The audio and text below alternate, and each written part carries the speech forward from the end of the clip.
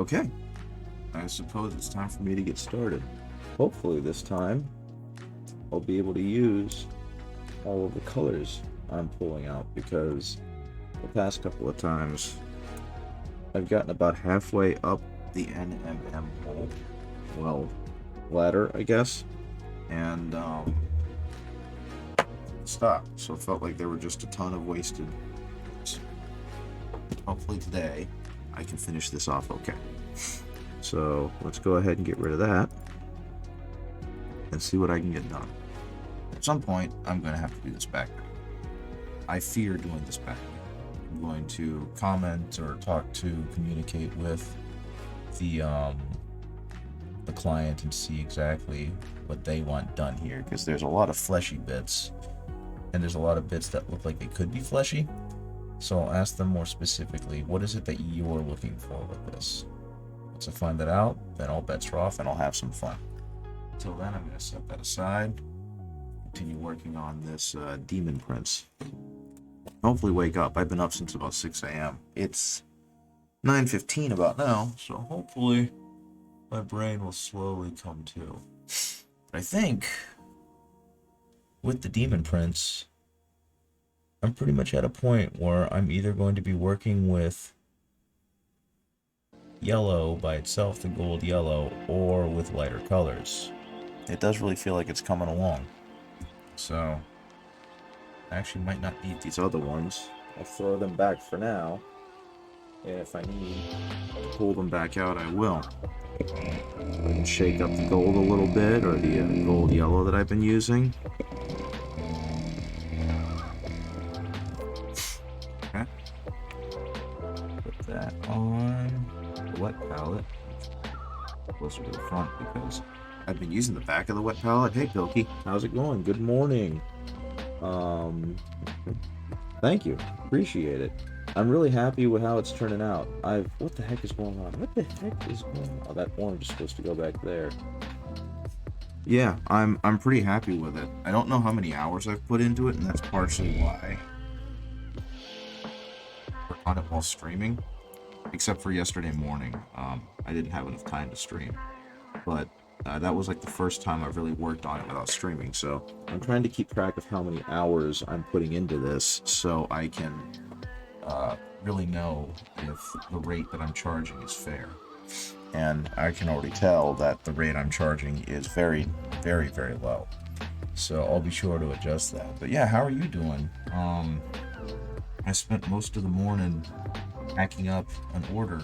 I managed to sell some more of my friends' unneeded Space Marines and some of mine, so I got rid of some stuff that's just been lying around and seen no play and no use, and made some money off of it.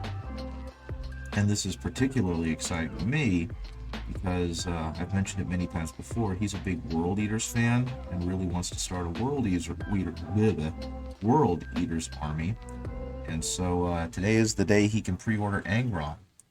So I'm going to put some of that money from my PayPal into my account, and I'm going to head down to the local game store and pre-order Angron and anything else that he might want.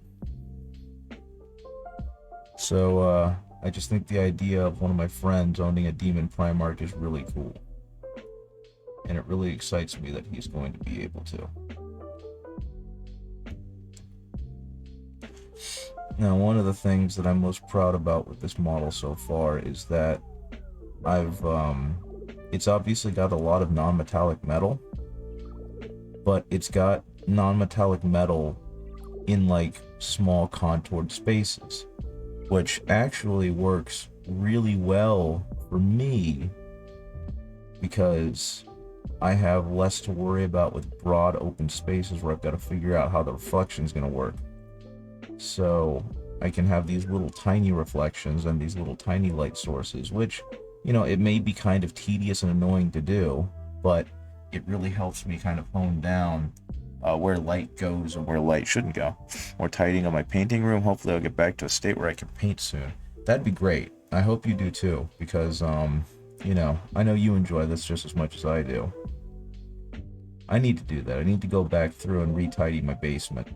I think you guys got a very brief glimpse of the basement one time when I accidentally knocked off the display and had to turn it back on, but it made the basement look a lot more dingy than it actually does. It's not super well lit or anything, but it really looked like the light on my face was the only light source, and it made it look more like a dungeon than a basement. And it is unfinished, so there's not a huge amount of decor down here, but it definitely doesn't look that bad. That was just a trick of the light, I say desperately. But yeah, at some point I plan on finishing the basement, and my wife and I both want to turn it into kind of the game room, so that we can have like an actual honest-to-goodness D&D / tabletop gaming area with all of our board games and, you know, wargaming stuff and just anything that we have to set up and tear down upstairs. We really want to have a room dedicated to that, and it's definitely gonna end up being the basement. So we're very excited about that, but we found out that, especially with the cost of lumber and setting up electricity and whatnot, that we're not going to have the money for that anytime soon. So that's kind of a pipe dream that we will hopefully get to at some point. In the meantime, I've got my little troll cave set up where I do all of my painting and my crafting and my printing and all that other fun stuff. The only thing I really can't do down here is like heavy building, because there's not great ventilation. Yeah, lumber's way too expensive, and it's I think it's kind of slowed down, but what used to be, you know, 97-cent pieces of lumber for framing work is now $4 to $5. And it's like, I can't even afford to put up wall studs down here because the cost has just gotten so prohibitive. And I didn't realize how bad it was. It took my father telling me, because he was a remodeling contractor, so he can basically do an estimate for a job in his head. If he's given, like, this is what I want to do, this is how I want to do it, he can be like, okay, that'll, with the cost for everything, be X. And based on having to kind of fabricate wall studs, redo the electric, redo the plumbing to one of the... We have a toilet down here, which is really odd, but based on kind of the racial history of this part of the United States, makes sense. It's not very well installed, and so we'd have to reroute the plumbing to it and everything. But based on everything he said, it would be around $20,000 to $30,000 to completely remodel the basement and finish it. So that's not happening anytime soon. That was money we had when we first moved in. Paint shelf I made, which is just MDF, a hardboard back, and some thin strips of finishing timber, cost you like 50 pounds, around $60. Yeah, that sounds about right. That's actually a big reason why I haven't made my own gaming table. Instead, because, you know, trying to get the lumber for that would make it cost not an obscene amount of money, but a few $100s. And I just don't have that kind of money lying around. It's all kind of held up in making sure that I can pay for roof repairs when I have to do those within a year or so, and replacing the air conditioning unit, because that's bound to go very soon. But what was I just thinking? Yeah, that doesn't surprise me that stuff is that expensive. Which sucks, because like I mentioned before, Father was a remodeling contractor, and I worked for him for a couple years on and off. So I'm not going to claim that I'm some master builder or anything, but I'm comfortable enough around remodeling and construction and the like that I could do a lot of this work by myself. I just don't have the economic means in which to do so. But, you know, that's probably a lot of people right now. I think I was getting 2 sheets of MDF, and they were about $12 each. Yeah, and how obscene is that? Those things, I think, used to be $5 to $6 a sheet. So they've doubled in price, if not more. And, I mean, you're well aware of it. MDF is not exactly a quality, durable material. It's something you can use specifically for minor crafting like what you're doing. So the fact that some of the cheapest materials you can buy are that expensive is just a little bit frustrating. And meanwhile, you've got companies posting record profits, and it's like, I don't want to get too deep into it because I know you're on the same kind of bent that I'm on there. But it's like I can hear the guillotine sharpening. Yeah, that's like you said. It's great because it's cheap, and it looks like maybe actually no. I think I'm gonna keep those there. I don't know. I'm in the belief that if the people are suffering, then companies shouldn't be doing well either. The fact that we've got to sacrifice people for company profits is obscene, and that's going on a rip that you're very familiar with, and isn't really going to serve the greater purpose other than whinging about it, unfortunately. Instead, I'm going to talk about working on this Daemon Prince. I gotta say, I'm really, really happy with how a lot of this is turning out, because a lot of the things I'm doing are very experimental. So, like, everything on the screaming shoulder pad that I've got right here, all the fire marks and everything like that, I had no idea what I was doing. The client, I asked them, do you want it to be a fleshy skin tone, or do you want it to be fire like the armor, since it's very, very obviously textured? And the client said, yeah, let's go ahead and make it a fire tone, because that would look neat if you can do it. And I kind of don't want to say no off the bat, so I went, I'll give it a shot. Obviously, I gave him a little more confidence when I was talking to him, but it ended up looking really, really good. I'm really proud of this, because I've never done it before. So the fact that it didn't end up looking like absolute drizzling crap the first time is like, yay, go me. It's actually not as hard as it looks. It just requires a little bit of a deft hand. All I did was go with a really dark purple, and then just slowly brighten the purple as I made smaller and smaller outlines for the flame, and made it overlap a little bit with a drier brush. And then once I had it all kind of where I wanted it, I really, really watered down the purple to almost a glaze, the base purple.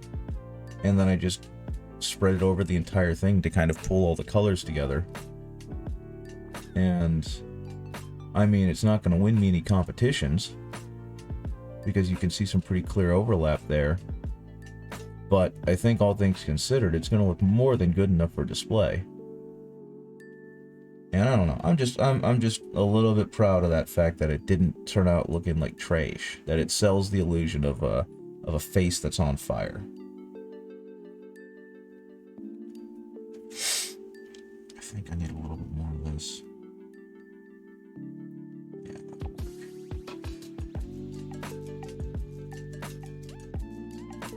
But yeah, I made the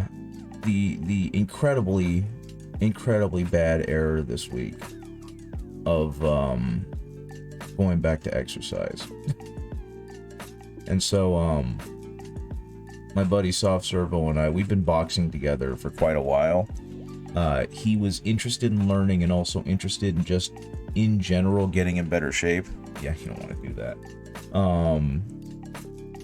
And so back when I was first becoming friends with him, back when we were first really getting to know each other, I mentioned that I was a certified boxing coach.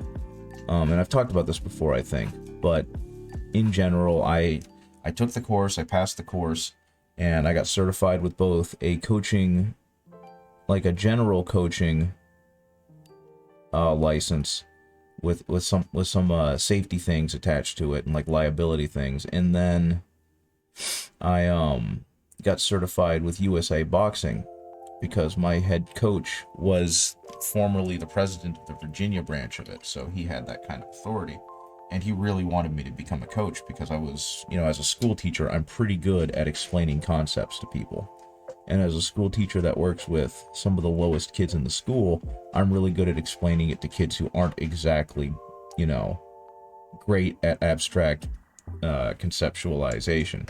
to use that phrase, because I don't want to insult these kids. They're brilliant. They just aren't brilliant in a way that most teachers are good at expressing. But anyway, so I started training him in boxing because he always thought it was neat, but never had anyone who could teach him. And we've been doing that on and off for about 3 or 4 years now. But because of various personal home things, including having to take his daughter to dance on the days where we would be free, we haven't been able to box. So I've spent the last 6 months or so not really doing much physically, and that's where I really leaned into this. And so I've gotten stiffer and more tired and less flexible, and he, at the same time, he's done some things, right? He's moved, so he's had that little bit of physical activity. When he's at the gym with his daughters, he walks on the track. So he's managed to keep some modicum of physical health, but obviously not to that same intensity. And he finally has a free day where he can box again. So we did that on Tuesday. And on Thursday, I went to his gym with him because they have a heavy bag there. And we did some more boxing training. And a couple of things I found out is, one, I still have the form and the power, if not the endurance and conditioning. And two, through a 4-inch chest guard, I can hit him hard enough to make him fart. And we both thought that was very funny. And on his end, he found out what a liver shot feels like because he had never been hit in the liver before. And he now understands why I'm so proud of my liver shot. But unfortunately, my body is not used to that level of activity, and now I'm very sore and very tired. So, yeah, exactly. I found this great meme, I'm gonna punch the Nurgle out of you. That's pretty much what it was, because I found this meme a little while ago of like a Nurgling advancing on the camera with a very mischievous look in its eyes, and it just says, "I'm on my way to shit your pants." And that's exactly what we both thought of after he staggered back and was like, "Ooh, I farted." I don't know if I've got it on here, but it's one of my favorites. I love the 40k memes. It's not on here. It's on my phone somewhere. But that's fine. Okay. That's fine. I'll see you in a minute. Let's see. The brightness on this is really, really coming out nicely. But yeah, that was a lot of fun. I really miss boxing because I was never great at it, don't get me wrong, but I was good enough at boxing that I was helping people get better, and I was sparring with people to, first of all, give them their first spar, and then continue to challenge them. They were the coaches were using me as a sparring partner for some guys that were having like amateur bouts that they were training for, and that kind of thing, and to help newbies kind of get their first taste of what a real sparring match would be like. And I feel in a lot of ways that was mistaken, because I've never thought of myself as a particularly skilled boxer. But, oh my gosh, it's that cheap.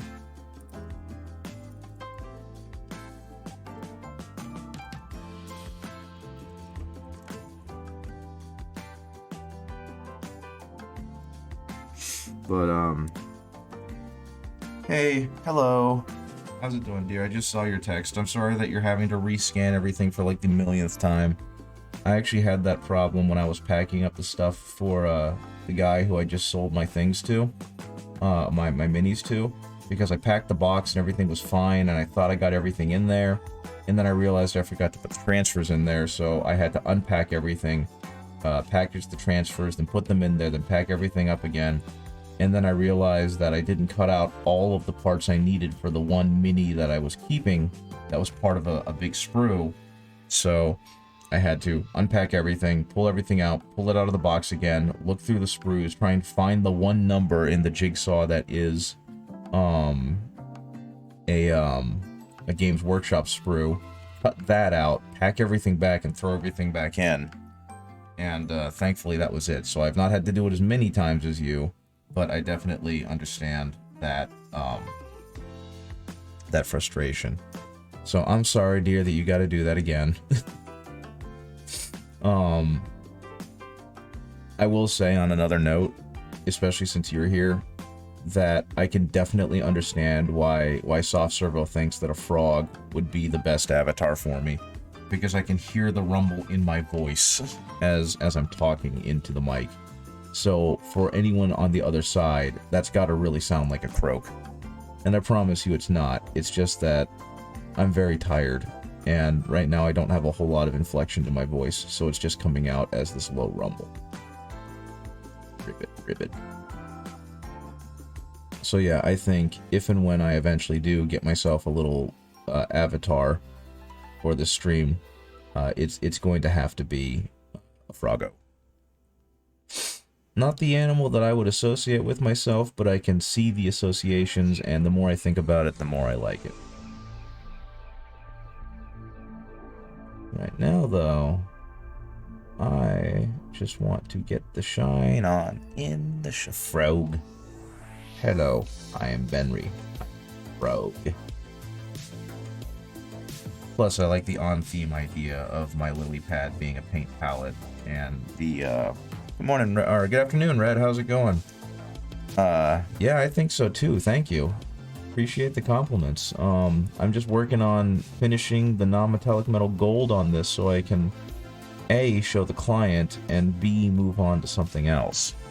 I will say, I got the other model that you wanted, the captain. I've got it ready to go, and after I finish printing a thing I'm printing right now, that'll be next in line. But I also have all of the parts for the Ursus models, and all of the parts for the captain, and all that other stuff. The captain on the horse, that's all packed up and in a box. So as soon as I finish printing and curing the last captain with his wolf companion, I'm also printing out the base, by the way, because it is a neat base. You don't have to use it if you don't want to.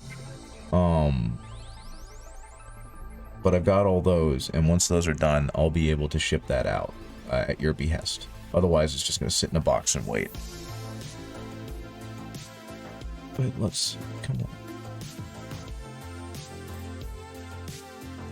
Looks non-metallic, looks gold metal. Yep, that's the idea.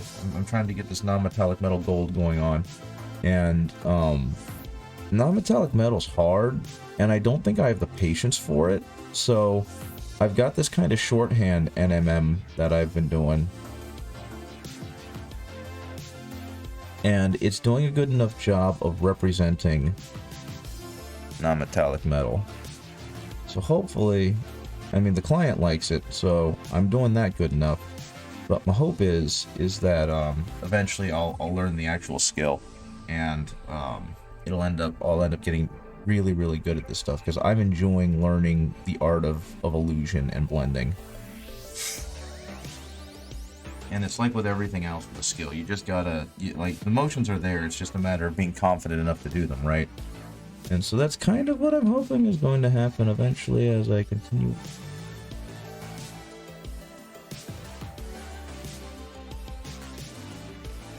But yeah, I'm trying to do this with my muscles kind of shaking. Like I was talking about earlier with Pilkey. I started boxing again with Soft Servo, and while I'm perfectly comfortable while boxing, because it's been a while, and because I'm in my mid-30s and just getting a little bit older, I'm definitely feeling it a lot more than I used to. So, my shoulders, my neck, my back, there's more to that song that I'm not going to sing. They're all a little stiff and all a little wobbly, so this precision work isn't exactly helping with it. Though I will say, I am smart enough to not destroy my hands. I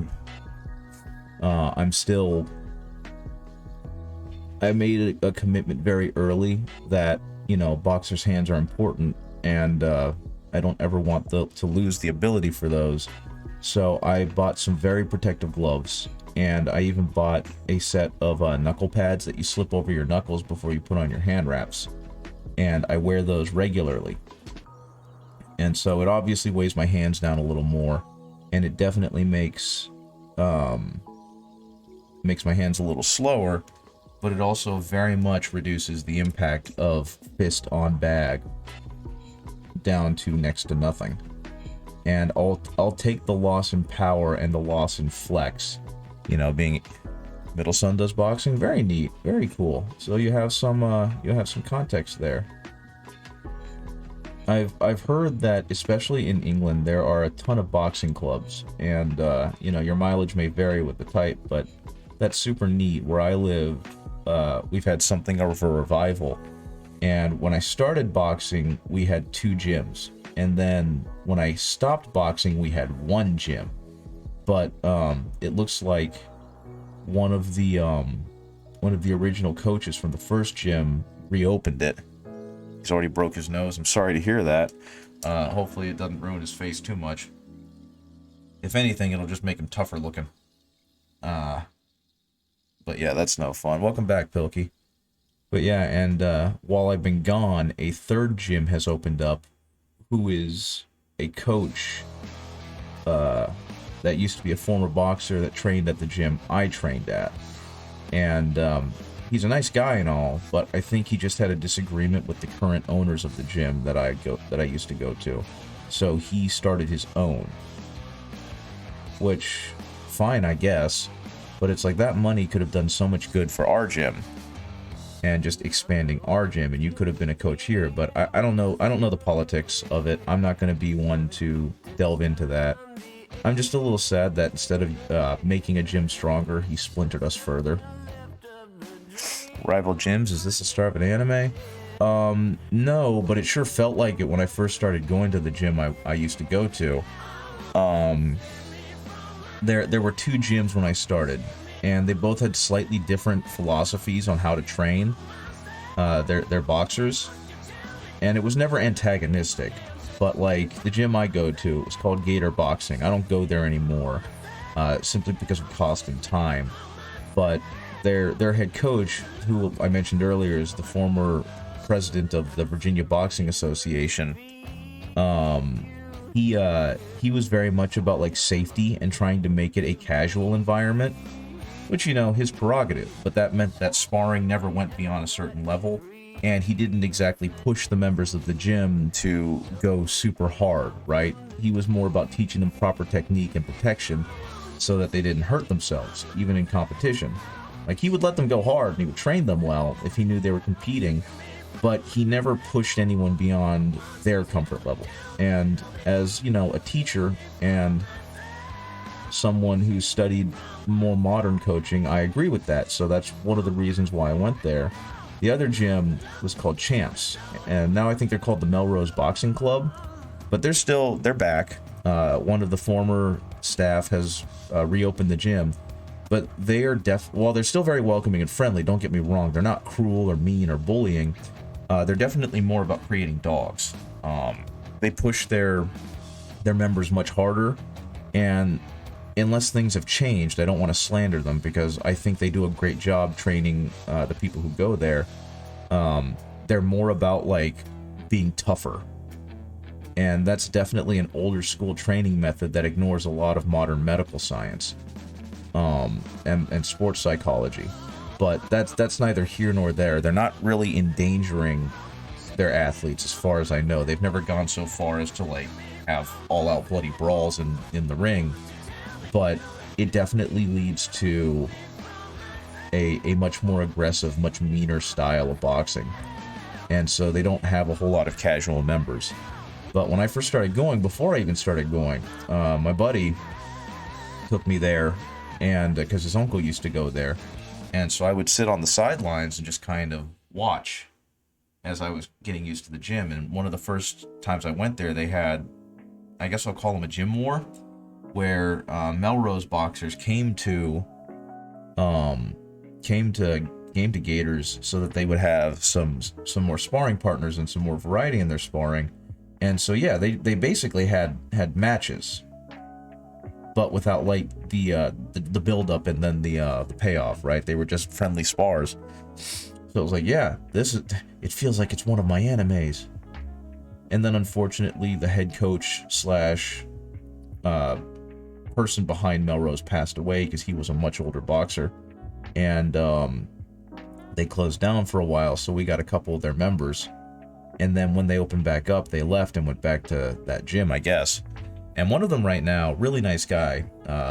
He apparently used to go to the school that I teach at now. He's now a pro boxer trying to make it in that realm. And last I heard, he was 4-0, and all of his victories were via body knockout. And the other victories he had were via his opponent stepping down and refusing to fight him at weigh-in. So take that for what you will.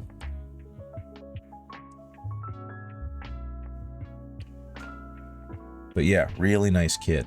I think one of my favorite things about him is, first of all, I used to drive him to and from the gym because he didn't have car transportation and it was just a little too far away to walk.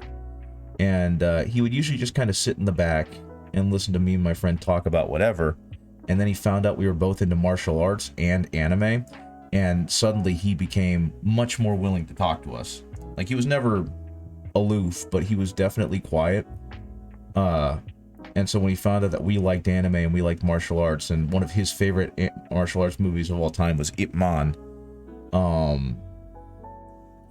he was suddenly a lot more open to, like, you know, chatting and chilling with us, which to me was always a really crazy contrast, because he and his twin brother were both these vicious fighters from champs. And I distinctly remember when I was training for my first fight, coach wanted to make sure that I had the mental toughness to be in that ring, because, you know, school teacher who came from a fairly privileged background, and he didn't want me to go in there and A, get hurt, or B, just waste everyone's time by going in and then immediately quitting as soon as it got too tough. So he had me go against both of them one after the other. And even though I outweighed them by like 30 pounds, they had been boxing since they were 10. And so they beat the piss out of me. Thing is, though, I did not go down until I absolutely had to from a vicious solar plexus shot. And so I guess I showed enough fortitude for him to be like, okay, we can go ahead and start training you. But I haven't been beat that bad in a long time. And so I don't want to say there's fear, but there is a very healthy respect for both those young men. Because for guys in their 130s, they hit harder than some fully grown adults that I had known. Welcome to Ben Repaints, where I talk about getting my ass beat at a boxing gym by older teenagers and young adults. But yeah, it's a great experience, and I feel like with the right environment, boxing can be an incredibly good experience for a lot of people. And so I'm really happy I'm doing it again. I'm not so happy that my body is in agony right now, because I've been so out of the sport for so long, or so out of the physical activity realm. But beyond that, I think, no, I was about to say, I think the non-metallic metal gold has gotten done, but because I keep bouncing back and forth, I'm missing spots.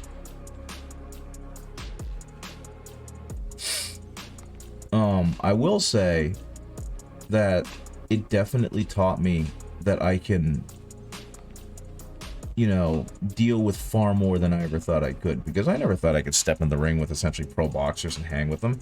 Even if they do hold back, it's like, well, if I get hit, I'm gonna die. But that didn't happen. I just got hit. And when you're working on that kind of training, you suddenly become a much more dangerous person. You know what I mean? There's not a lot of people that go in there and learn a martial art as immediately aggressive and practical as boxing. So there, a lot less people in the world are frightening to you when you realize that they can't hit you harder than a state champion. Hey, aka former. How you doing? I'm very sore because I started boxing again with a friend, and it's been a little while and my body hurts, so now I'm just kind of waxing poetic and reminiscing about when I used to train regularly at a gym. Now I have a training stuff at home, so I do that. And I'm also working on this Daemon Prince commission, and I'm working on trying to make the non-metallic metal look as non-metallic-y metal-y as possible. And I think it's turning out pretty okay. Maybe not the best non-metallic metal, but it's good enough to sell the effect. Okay, so that's with the pale sand to bring it up to a certain level of brightness. next is going to be an actual pure white to do some little dot highlights to hint at where the sun is highest. Oh, you're in pain too? What's happened? If you feel like sharing, go for it. Was it a surgery? Did you do something at work that messed you up? Yay! Thank you for the follow. That will never not surprise me because I forget that I made that my follow emote alongside the sound effect that I pulled from a TikTok. Okay, so we're just gonna get the very edges, make them as bright as humanly possible. And hopefully this will all sell as reflected light. That one.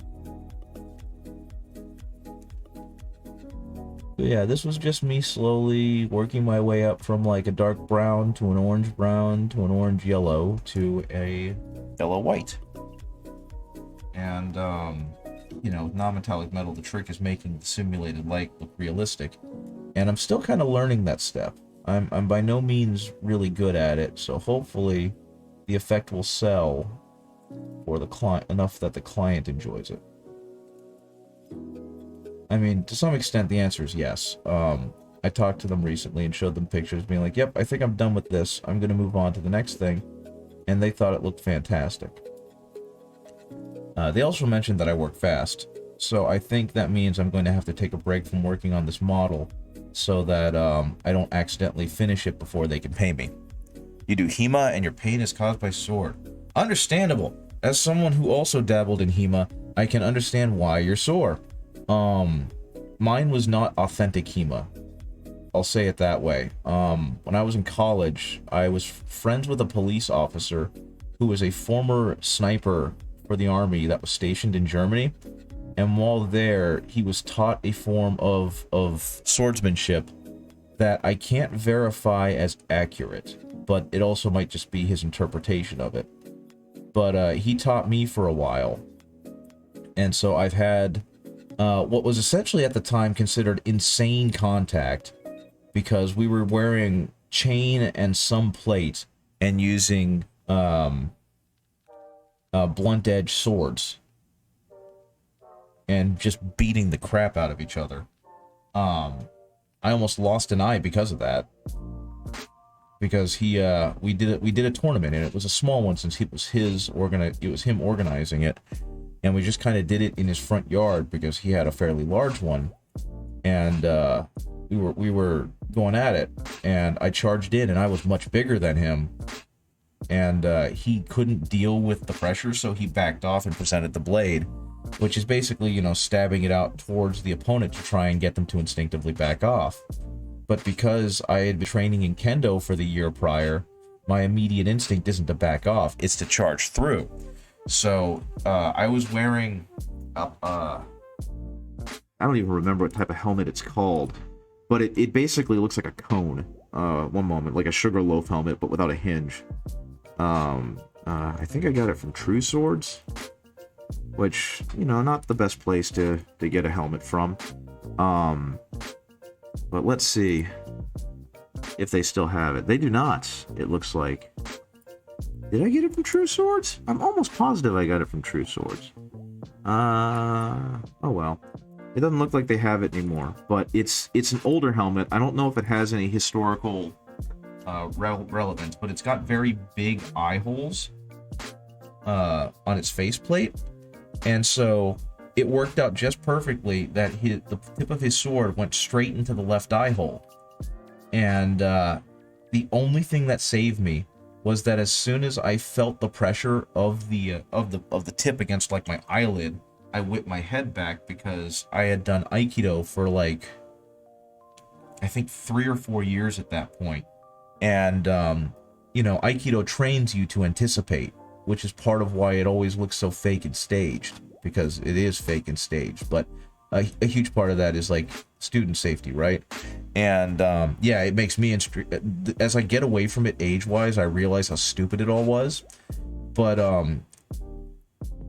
he got it in the eye slit. I felt it press against my eyelid, and then I immediately whipped back as I'm charging forward. So I feel it grab my eyelid and pull it back, and I don't fall to the ground, because he realizes what's going on, and he immediately, like, drops the thing. Yeah, sorry, dear, but AKA Former is apparently a HEMA practitioner and was mentioning how sore they were, and so I was reminiscing about when I almost lost an eye. But he immediately dropped the sword, and because he saw what was happening, and I just dropped to a knee, clutching my eye because I didn't know how hard it hit. So I was thinking, oh dear, I've lost an eye. I'm in college. This is bad.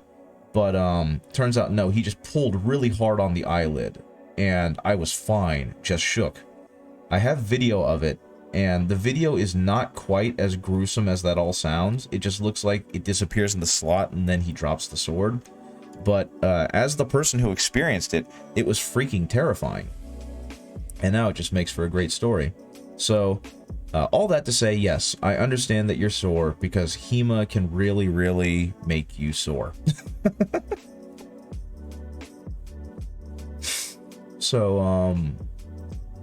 So yeah, what kind of HEMA do you do? Where do you do it at? Because I know that there are some organizations that do HEMA. I know there's like the Society of Creative Anachronism in the United States, and they do something like HEMA, but I've always, and this is from old data, 10 years ago data, I've never really been a fan of the way they do it.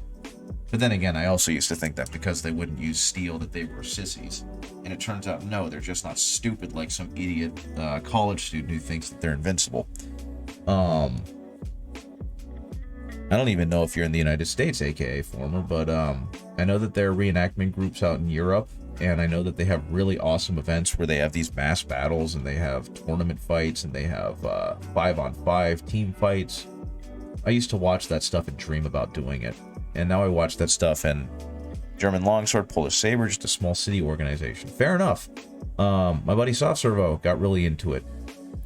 From the Czech Republic. Yeah, I figured that you had to be somewhere in Europe, because that's where more of that is popular. And also, hello from Roanoke, Virginia. Good to see you. It seems that a lot of my audience is not from the United States, and that's definitely not a bad thing. But it's interesting to me that a large majority of the people who follow me, the people who view, they're all based out of Europe. So I just think that's kind of neat. Okay. But yeah, I think it's cool that you guys have access to that stuff. In Northern Virginia, which is about a 4-hour drive where I am, I don't know if it still exists, but they had this big longsword school that looked like it was a gymnastics stadium previously, but it was completely decked out in like fencing equipment and trainers and the like. So I'm pretty sure a group bought it and turned it into a modern like sport fencing and historical swordsmanship school. I met a person there who had an Albion Arms Federschwert. I apologize for my pronunciation. I am American. And that, I don't know, I think that's like a $400 or $500 training blade, and I got to hold it, and that was really cool. What else do I need to do on him? I think he done. I think his armor's done. I don't know if I want to hit it with anything because I'm scared to ruin it, but I feel like I should hit it with a wash or something to bring it back down. But if I do, that's going to really knock down the brightness on some spots of it. So I think instead... Back in the day, played Warhammer, I used to carry 2 LARPing swords to challenge everyone that made fun of my Tau, sucking in melee to... I get that. That's really funny. So you're going to make fun of my Tau's melee, hey? Well, Farsight here, holds sword, has something to say about that. Speaking of, have you seen the new Farsight model? Or the new Farsight preview? They have not released a model yet. I apologize for getting your hopes up, but they are going to release a new Farsight sculpt. And that excites me greatly, because the old sculpt looked fine, I guess, but having a new sculpt with their new capabilities, he's going to be a neat statue. I don't play Warhammer as much as I just kind of paint the minis. So I'm less interested in buying him for tabletop.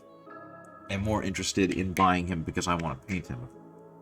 I will say that I do have a Tau army.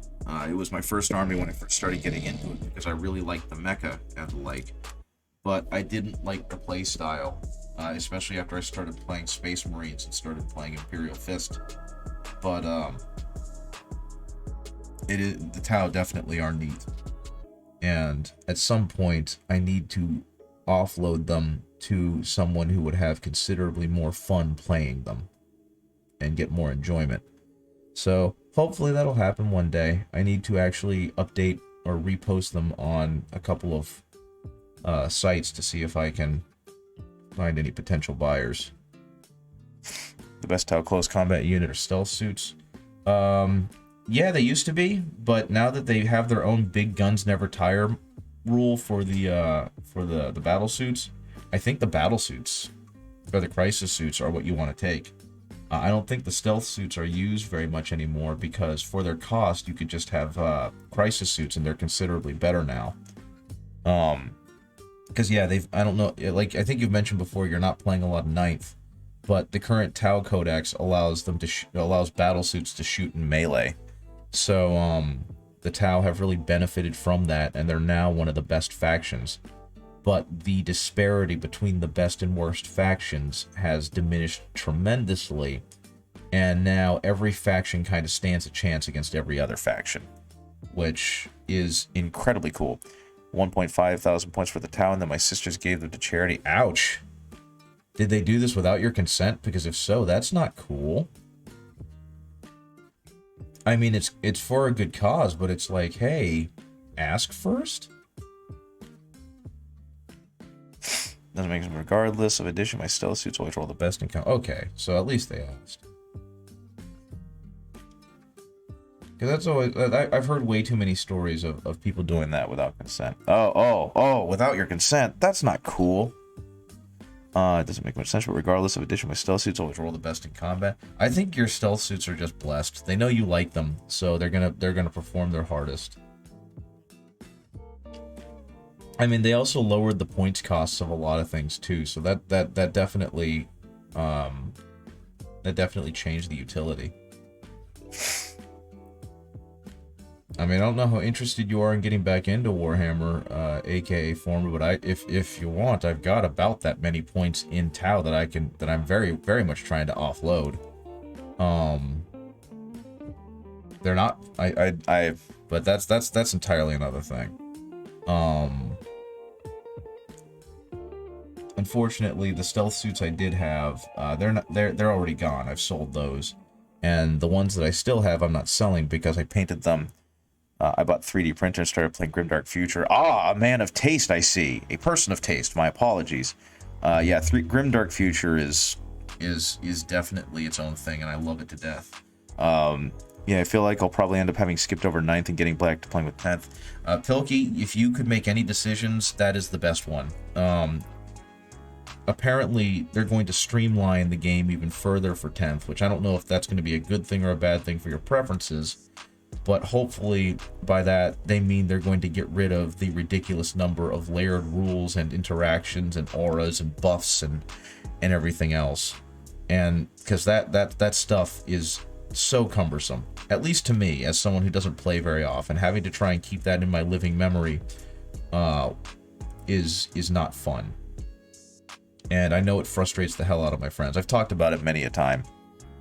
That stuff was still way simpler than 7th. Yeah, that's my understanding, but it's like, from what I know, they've kind of replaced the complexity of 7th with that kind of complexity, and it's become very overwhelming for like the mental load. Because I understand that 7th was a more complex game mechanically, but it didn't have the amount of like aura buffs or the aura layers and stratagems and whatnot that 9th has kind of developed out of from 8th edition streamlining. And that's kind of been the big complaint about the game, because or at least the modern version of the game, is that it's just all too much. And it's just replaced one style of complexity with another. And I think I've mentioned it before, but like I've got like Soft Servo plays AdMech, and between their canticles and their doctrinas and their stratagems and their auras that they all have, he's basically needed to print out a sheet that has like a step-by-step, this is what you need to know for each phase. Yeah, that's exactly what it is. The rule set has become much more elegant in comparison, but the things that the individual units do has become increasingly complex. Tax forms for my grimdark name. Exactly. That's pretty much what it is. We're gonna find out. Big Pharma, in this case, Big GW, has been lobbying to keep it complex, so you have to buy their spreadsheets. But yeah, he's a smart guy. Don't get me wrong. He's an artist and a musician, and he helps design games. He's got a small group of friends who design games, like legitimately design games, and so I would figure that this stuff wouldn't be too bad for him, but he straight up needs a flowchart spreadsheet to keep in mind everything that his units do as an AdMech player. And I feel like if you've got to have another individual piece of paper to help you remember how to play the game beyond the rulebook and the codex and the updates and the million other things, it's like, that's just too much. And so we moved over to playing Grimdark Future, and the vast simplicity in comparison. You stuck being wrong. If you don't give custom rules, then you lose a lot of their flavor and fun, but then you have a lot more rules to learn. I can agree to that to some extent, but like Grimdark Future, and I hate to keep going back to that like I'm some sort of salesman, they have like every army gets like a specific characteristic for their units, and then they get a weapon or two that has a specific thing. Yeah. Watching you guys play just seems like way too much work. It'd be like if they added 8 more steps to Magic, QB. It's really frustrating. But yeah, like, look at all this. Look at all this Grimdark in this future. Exactly. But like, to give you an example, and you can create your own armies in Grimdark Future. You very much can. They have a custom unit creator. Though, from what I understand, their custom model, whatever you want to call it, creator, is out of date and uses old rules and old points. And so they're in the process of making a new one so you can actively create like custom units, but they're not there yet. Okie dokie. But yeah, Pilky, to give you an example, play AdMech right now, like I mentioned, you gotta have their doctrinas, you gotta have their you gotta have their canticles. You've got to know the individual warlord traits, the warlord auras. You've got to know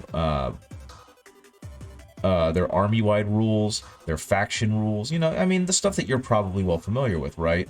And that's incredibly intense to have to try and remember. I'll have to look up that PDF later, by the way, because I didn't know that they have a new one for their 2.50 edition. But in Grimdark Future, oh yeah, and then you've got to make sure you understand what each of their different weapons do, and this, that, and the other, because they have their own different abilities. But in Grimdark Future, they have a thing called Phosphor, which ignores cover, and they have like one army-wide thing they do, and that's it. And it's mechanically different than all of the other armies in the game, but there's not so many different individual rules to make it so that playing them is frustrating. And so, like Soft Servo can actually focus on the strategy in the game versus having to focus on if you remembered all of his triggers for his army. And that's kind of where the frustration comes in. Yeah, probably not. And the thing is, to me, what makes me kind of sad is that it is definitely a vast simplification. But because of how the game is structured, there's still decent depth and strategy to it. And I'm not going to claim it's the same. I'm never going to claim it's the same. But I feel like it strikes a much better balance. Though I do understand for more hardcore wargamers or people that grew up in it, that it's too simple. I mean, that is definitely a fair way to do it, aka Former. There are some people who really, really don't like how 40k is, but you know, their enjoyment is subjective, because me, for example, I like Grimdark Future a lot. But one of my favorite things in the whole wide world to do is to theory craft using 40k. I've become comfortable enough with all of that overlapping aura crap and knowing how it works that it doesn't bother me the same way it bothers Soft Servo, because I honestly spend a whole lot more time thinking about it than him. He's got a wife and 2 kids, and he's got a million other hobbies he does. I tend to have a single hobby that takes up most of my mind space that isn't occupied by my wife and my job. So, and of course, if she wants to, yeah, exactly. And so I was about to say, if you'd like to, if you'd like to pop in and be like, wait a minute there, Benry, you are really overestimating how well you balance things. But I feel like if I'm not thinking about my job, if I'm not thinking about like my wife and my house, then I'm thinking about the game. I like that my firewars are different weapons to my breachers, which is different from my crew. They fill a different potential role in playstyle. That is true. And that's something that can still be done in one-page rules, because they have those. You can take, they just call them like a warrior unit, but you can choose to outfit them either with the short-range plasma, the long-range plasma, or the shotgun plasma.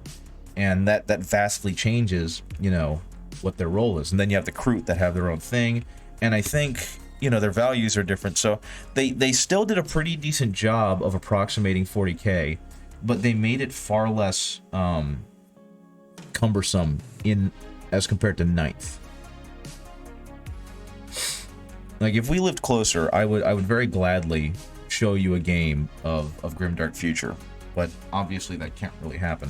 One of my biggest things with it actually was decision paralysis when I first started playing, because it always felt like I couldn't do enough.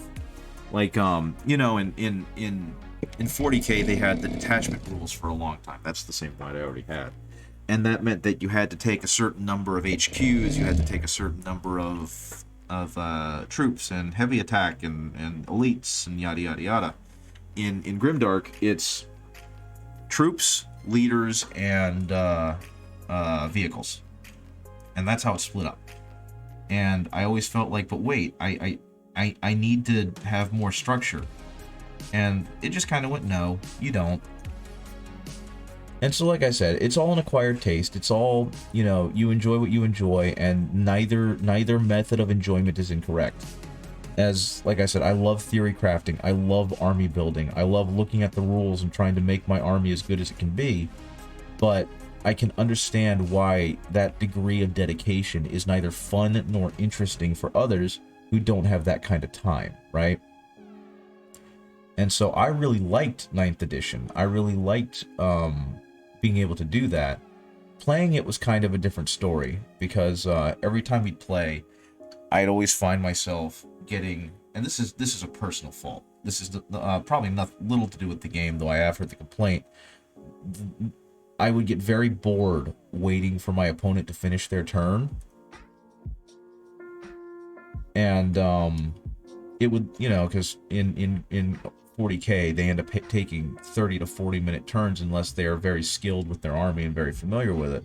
So it would lead to both of us just kind of sitting there and staring during the other person's turn. Because usually within the first couple of moves of the turn, you can kind of figure out what you need to do to respond the next turn. So that's become one of the bigger issues with Grimdark or with 40k, is that there's that constant drag of, okay, now I've got to watch them do a thing while I just kind of, I could get a sandwich and tell them, here's my data sheets, you can go ahead and do the rolls, it'll be fine. And that's one of the bigger complaints of the game, right? And the I go, you go of Grimdark Future definitely adds another dimension of strategy, because you've got to be very careful about what units you activate and when you activate them. But again, it's a different style, and that whether it's good or bad, that's entirely not the point. I don't know. I like both systems, and I think that there's a place for both systems, and I don't want to take away from the enjoyment of people who enjoy the system that they do enjoy, right? And I don't think there's anything wrong with enjoying either of them or enjoying both of them. And I know that that's a very milquetoast answer, but it's true. People should be allowed to like what they like, without having to without feeling the necessity to denigrate the other side. Yeah, I feel like it would depend on how well they implement it. Something that they did in the new Horus Heresy that I think is a very fair and very clever compromise is they added reactions. So you don't get full alternating activations, but you do get the ability to like interrupt with a reaction. And there's a specific mechanical way it works. I'm not familiar with it because I don't play Horus Heresy because I don't have that kind of money to get into that. But I do definitely like the fact that they've added a lot. They've added it so that the person on the defense does still have to pay attention. And I think that brings a lot to the game. I've heard a lot of good about the new Horus Heresy game, and I couldn't be happier that Games Workshop is figuring out how to make that more enjoyable. And it kind of helps me have to use the excuse less of they're a model company, not a game, or they're a model company first, a game company second. I understand the excuse, but I hate it. So knowing that they are actively trying to improve the gaming experience is very cool.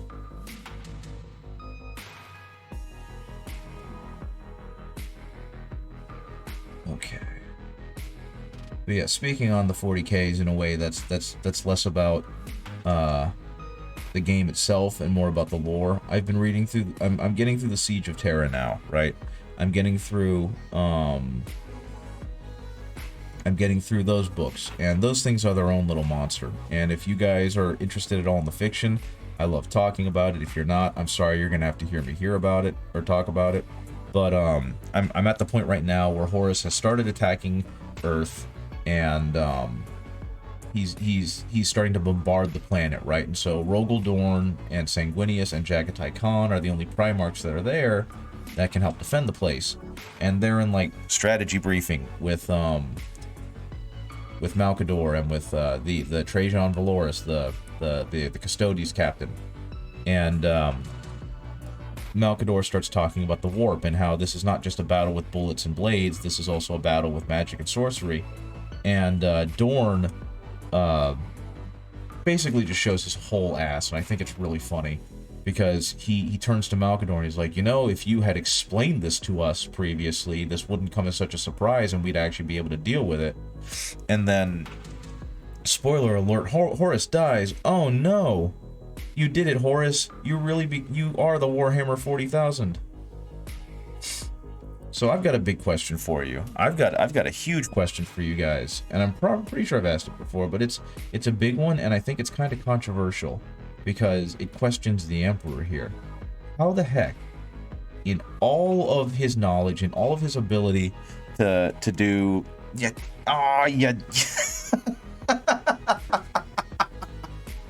QB, you spoiled it for me. How did he not know that Horus was going to betray him when his name is literally Horus Heresy? Thank you. You and I are of one mind, and that's why we're married. You had the brain cell. I'm down here painting. I don't get it. Oh, man. But yeah, how did they not know he was going to betray him? His name is literally Horus Heresy. I love that stupid joke. But yeah, I love that bit. I love the bit with Dorn. I'm a fist player, and I love the Imperial Fists, and I love how incredibly stubborn and at times stupid and thick Rogel Dorn is, because why is it called Heresy anyway? I guess that's the name that was given to it later because, you know, God Emperor and whatnot, and since Horus went against the God Emperor, he was committing a heresy. And also just to flow with the religious implications of the game in general. They had the Crusade, they had all of that stuff. If you're not asking sarcastically, but yeah, I think that's what it mostly has to do with the fact that it was retroactively named the Horus Heresy, or that name followed along and kept with the whole religious aspect of it. Because alliteration, yes, because of alliteration as well. If they called it the Horus Betrayal, it has a whole lot less of a flow. You may be a villain, but you'll never be a supervillain. What's the difference? Presentation! Huge words, Horus Heresy, blah, blah, blah. Okay. I'm really worried about painting this sword. I'm not sure what I want to do with it. Oh, I do know what I want to do with these. Okay, so... Okay. So here's what's happening. Here's what's happening with the horns. It was actually the Horus Hearsay, and it was a bunch of gossip, but morphed into a full-blown battle.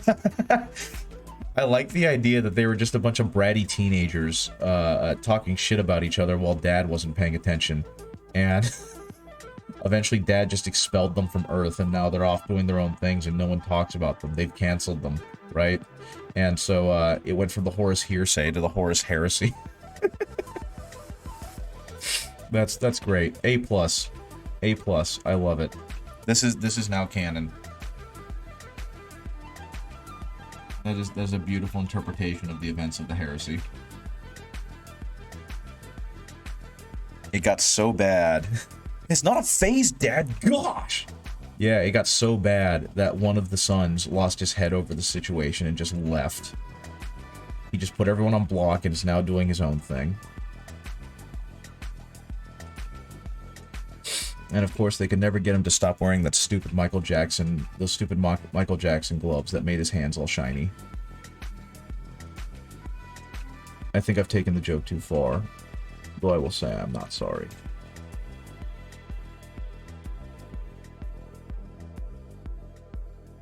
Okay, how can I get this purple into more of a lavender?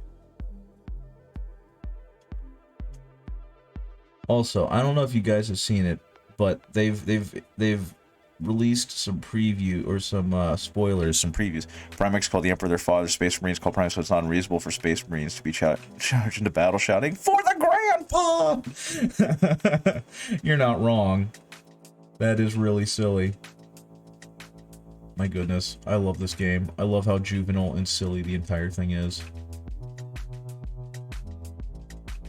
Hey QB, I'm adding white to the purple, and it's just kind of turning it pink.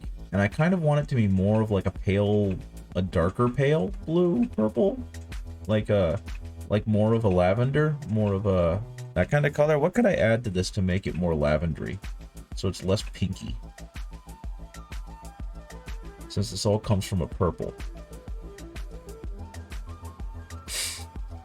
I'm going to ask my artist of a wife to help me with color theory, because I don't get it.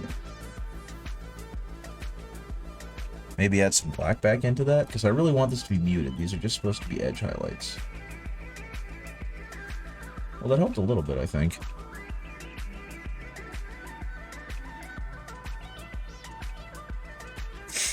What makes that, by the way, what makes that, well, if you're desaturating it when you use white, which is why you shouldn't use black or white to shift colors. Yes, that is true. I understand that. But I kind of do want it to desaturate, don't I? Yeah, I want kind of like a pale lavender color since I'm using it to edge highlight. And I feel like using just straight gray wouldn't do it.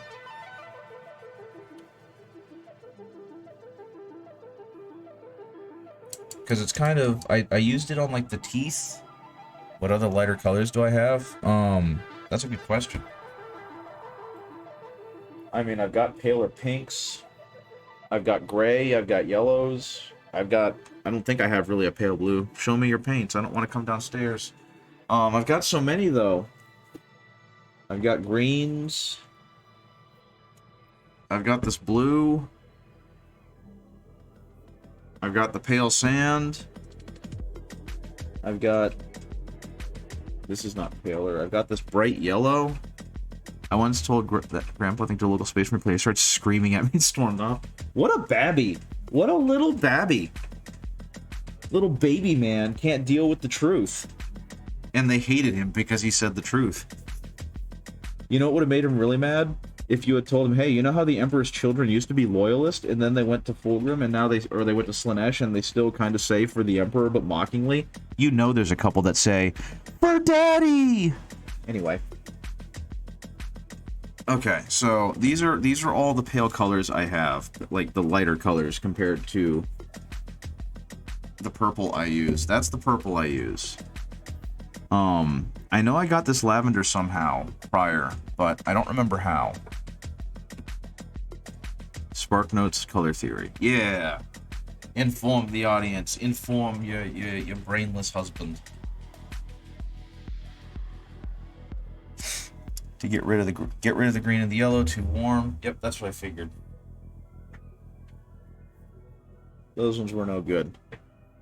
He played Space Wolves for the fur daddy. Make him upset. Make him pay. I have a friend who plays Space Wolves. He's in on the joke. He enjoys the humor of making fun of them.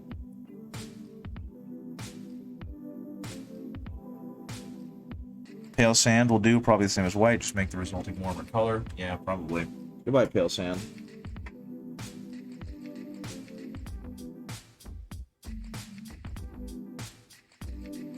I have no idea how I did this. Did I just mix black and white into the purple and that gave me this paler gray? Oh, that guy. He was literally that guy. Well, it's a good thing you don't play with him anymore, I guess. I'm glad you were able to get him mad at you because that's really funny. That guys are the only people that I believe deserve to be antagonized. Especially if they're being jerks. I would say do a little bit of pink and the tiniest bit of white. Once crush someone's Necron warrior with a fist. That's destruction of property, homie. Gosh, if someone did that to one of my models, I would probably physically fight them. Either that, or since they play Warhammer, I would get Red Sun to fight them because he could probably beat them up. Wouldn't need to use adult hands. Hey, Tobacco, how's it going?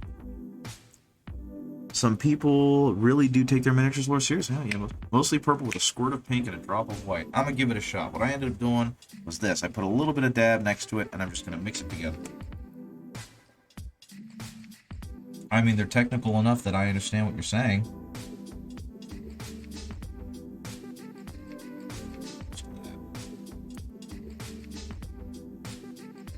By the way, QB, I'm not going to be down here much longer. Average Warhammer player is worse in melee than the Tau.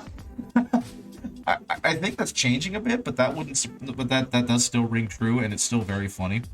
I mean, I really hate it because oh yeah, that's beautiful. That worked perfectly. Thank you, QB.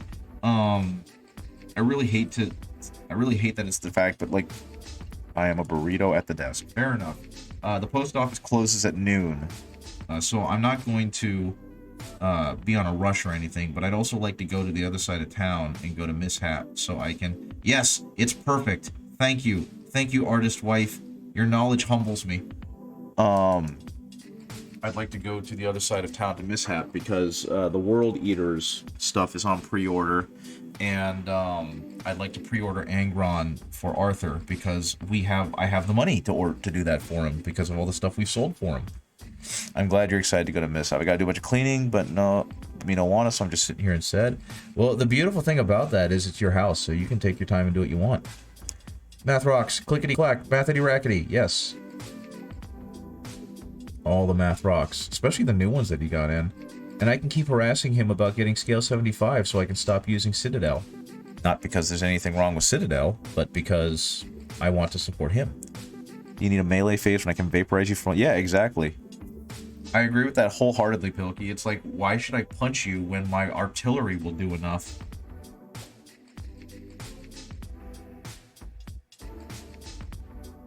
I'm sorry, is this some peasant thing? I don't remember the exact quote, but whatever. That's why arrows were invented? Yes, exactly. Same with flamethrowers. I really want to set that guy on fire, but I don't want to get near him. Wholeheartedly agreed. I want to stab that guy, but from way over here. I want to stab that sour individual, but not over there. I want to do it from over here. What is a railgun if not a futuristic arrow? The greatest greeting card of all time. Welcome to Planet Tau. Goodbye, or whatever sphere they're at, because I don't think they'd be fighting on the home world.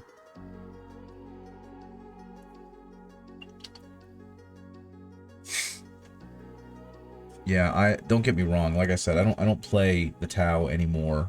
and I don't plan on starting up again, but I am definitely buying that new my brain died. I can't, my brain died. Farsight. Railgun when you need to headshot the tank. Railgun when plasma's just not hot enough. As a matter of fact, Pilkey, that's something else. The Hammerhead became like the meme car for a little while, or the meme vehicle, because it ignored invulns. And it did auto wounds. So when it hit, it immediately did, I think, like 6 wounds or something. 3 Pathfinder squads with railguns. It was glorious. Yeah, I love the railguns. When I was playing original Kill Team, I specifically got a set of Pathfinders so I could make use of their sweet, sweet railguns. And it was really fun watching them just delete units off the map. Because I would also put them with the scout drone, I think it was called, the one that has the minigun attached to it. And so the Tau were remarkably good in Grimdark, or in the first version of Kill Team, and I think they're obviously less good because they've made Kill Team a lot more restrictive to keep it more balanced, which is their prerogative. But it's also meant that since it's now a completely different game, I have far less interest in playing it. The 8th time the railgun ended up being on a 6+ to wound, you got D6 damage, D3 more. In 8th, the railgun ended up being on a 6+ to wound, you get D6 damage plus D3 mortal wounds. Let me find the, like I said, I know you're basically skipping over 9th, which is fine because it deserves to be skipped at this point. But you should see what the new data sheet for the Tau Hammerhead railgun looks like. It, like I said, it went from being the gun that no one cared about to being the gun everyone was using, because it was just so heckin' powerful. I don't like Kill Team Grimdark Future Firefight. Exactly, same thing. I've moved over to Grimdark Future Firefight because it's just better.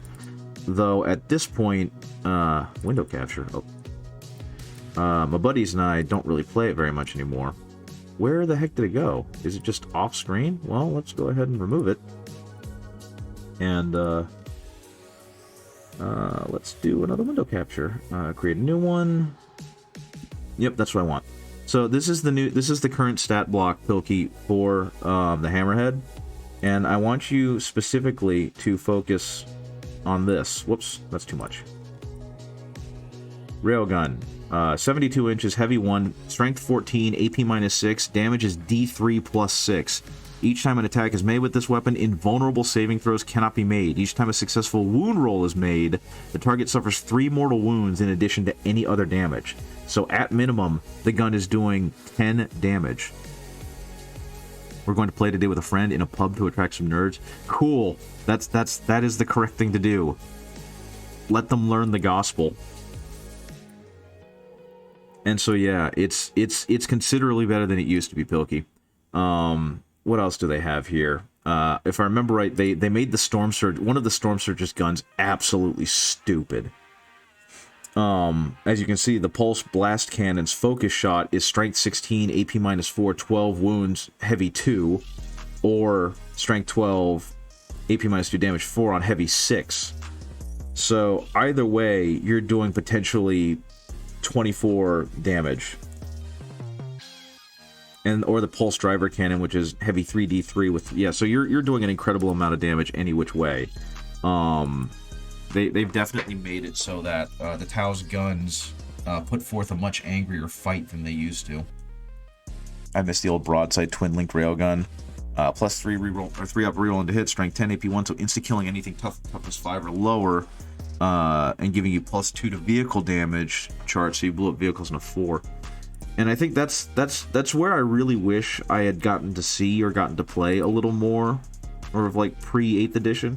Right now, the heavy rail rifle is heavy 2, strength 9, AP -4, D3 plus 3. Each time a successful wound roll is made, they suffer 1 mortal wound in addition to any other damage. And yeah, they've definitely changed a lot of things, but that's neither here nor there. I'd really like to see current models in 40K kind of get the like an older edition's data sheet. like models that didn't exist, being like, okay, well, if they had existed in 7th, this is what they would have looked like. Because I feel like the power creep is getting ridiculous. Because even though the Tau can do that kind of damage, they're still obviously not the best army in the game, and there are better armies that can do better things.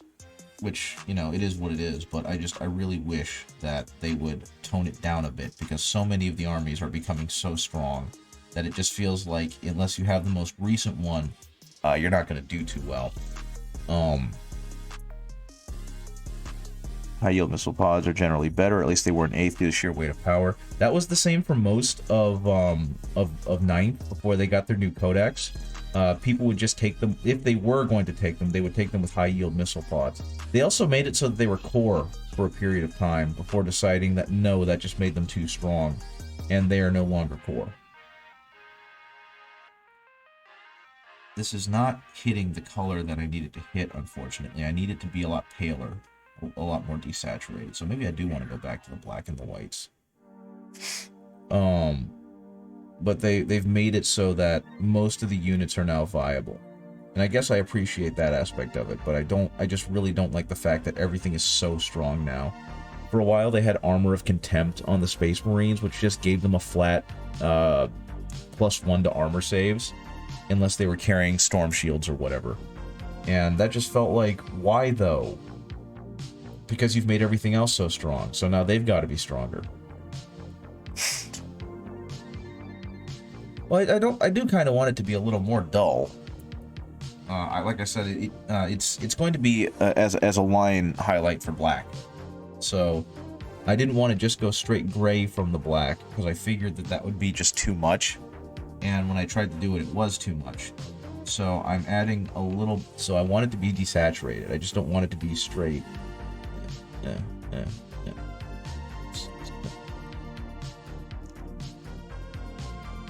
So like, where is it? I don't want it to be a very bright. What you call an 8th. Turn 1, you can have a unit broadside, do 24 strength, 7 AP -1, and 24 strength, 5 AP -0. Ignore. Oh. I was still talking about the purple. Because, well, what I'm doing... Yeah, no, what I'm doing is, like, you can see right here, this lavenderish color is just a little too bright for what I want. If it'll focus, it's not going to focus. Because what I'm trying to go for is a highlight on the black. And the black, from what I could tell, had more of a very, very pale lavender color on it, almost a gray. So I'm going more for that than I am for like a vibrant lavender. So I think some of these are going to get redone to knock them back down a bit, because they're just a little bit too vibrant. Yeah, no, the high yield missile pods are still good, Pilkey. They're just... they have so many other good things that it's kind of knocked it down a bit. So yeah, I think I'm going to go back over these. These just ended up being a bit too bright. But that's okay. There's a lot of fun to be had in 9th edition 40k, but it's just that everything's so strong, it kind of makes it so unless you have something that's really strong, it's incredibly weak.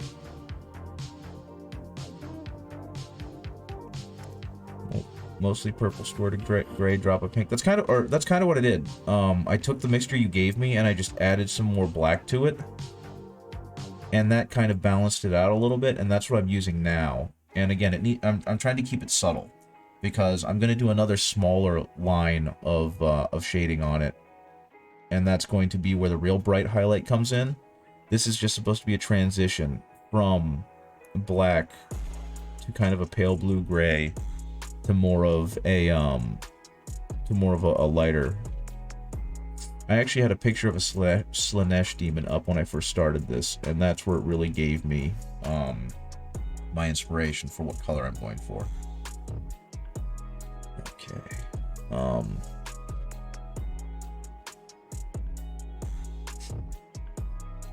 But yeah, I'm just really hoping that eventually Games Workshop figures it out and stops with the power creep.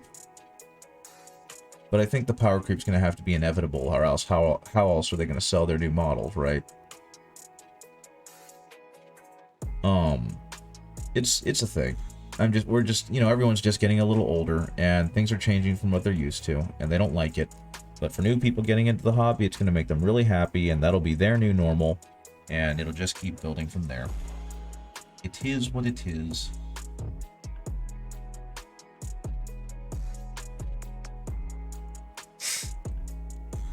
Like, when I started playing Magic, it was a lot like that. Planeswalkers were the norm. People had Planeswalkers. They used them. When Soft Servo started playing, that was back in, like, 3rd or 4th edition, so Planeswalkers didn't exist, and the addition of Planeswalkers were seen as needlessly complex. But it just, you know, games change. Just kind of gotta roll with it or quit playing. Or find something else, like with one-page rules. And it's all gonna work out one way or another, I suppose. Okay, let's go ahead with that. Let's go ahead and hit that. A little bit more of the edge of the teeth to really bring them out. But yeah, I think I'm going to need... There we go, let's pale that up a bit.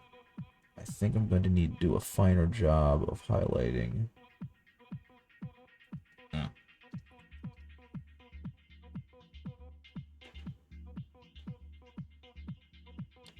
Highlighting this a little bit. I'm sorry if this is off camera. It's not off camera, it's just really that non-metallic metal gold is so good. Thank you, I appreciate it. From my perspective, since I'm putting it on there, I'm really, like, critical about it. And I'm happy that it sells the illusion, but I feel like it's so rough. Because I know exactly where the line placement is, and I know exactly where things look. And so it's just like, man, I need to do better. But everyone keeps saying it's good, so I'm gonna trust them. It's all about selling the illusion of shine, and if you guys are saying it's good, then it's good. It's, you guess people like it rough? Well, it is a Slanesh demon. No, I mean, like, I've seen some very beautiful, buttery smooth, non-metallic metal, and I'd like to get there.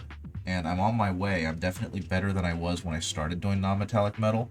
I don't think you've been here from me talking about it, but the first thing I tried to paint non-metallic metal was Reboot Gilliman. And, a Rebute Gilliman. And that was friggin' stupid. But it definitely taught me a lot about how to do, non-metallic metal. And then, I convinced myself to buy a combat patrol of, Custodes. Specifically to force myself to learn how to do non-metallic metal better. And so I'm in the process, when I'm not doing other projects, of painting an entire Custodes combat patrol in non-metallic metal. And it has been an experience. But what it's done is it's really taught me some of the aspects of non-metallic metal, like light placement and whatnot. And I'm not an expert by any means, but working on an entire army of Custodes to do that has definitely made me better. Non-metallic metal Necrons seem like they would be such an incredible flex. The Necrons, I got a thing of Necrons when I bought the Indomitus box, and I used a guy from Midwinter Minis, Sandstone Necrons motif. And I really liked how those turned out, but I also realized I was never going to play them, so I sold them. And now that I don't have them, I'm really sad, because I really liked how they looked. If anything, I could have just given them to my friend's fiancée, because she plays Necrons. And while they're not the style of paint that she would want on them, it would at least allow her to play with more Necrons.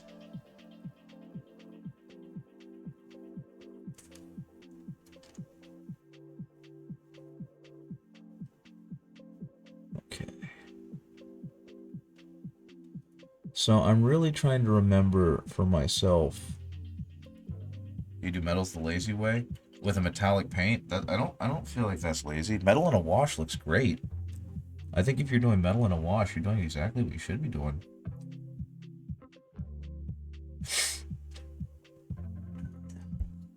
I also, speaking of doing metallic paints, I love the fact that painters are starting to like revise their opinions on metallics, because they're starting to do true metallic metal, which I don't know if you've heard. You do metal with watered down speed paint. That makes friggin' sense to me. A, it gets the minis done. B, they look great. So I feel like if you're doing that kind of stuff, then you're doing exactly what you're supposed to be doing. And if you like how the models look, then no one can really fault you, right? It's not your obligation to make the models pretty for other people. It's your obligation to make yourself happy with them.